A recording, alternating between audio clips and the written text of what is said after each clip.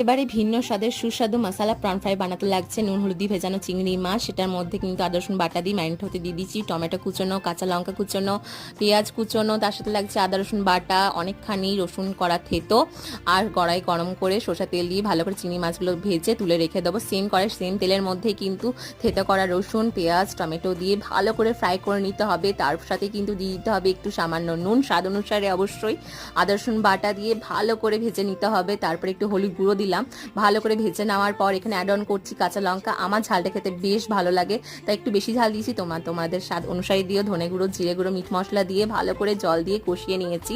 কষানো হয়ে গেলে ভেজে রাখা চিংড়ি মাছগুলোকে অ্যাড করে ভালো করে ফ্রাই করে নিতে হবে। নামাবার আগে অবশ্যই গরম মশলা দিয়ে ভালো করে কষিয়ে একটু ভাজা ভাজা হলে নামিয়ে নিতে হবে। গরম গরম ভাত বা রুটির সাথে এই রকম মশলা প্রন ফ্রাই কিন্তু দারুণ লাগে। অবশ্যই ট্রাই করো, আর সত্যি বলতে ব্যাপক হয়েছিল।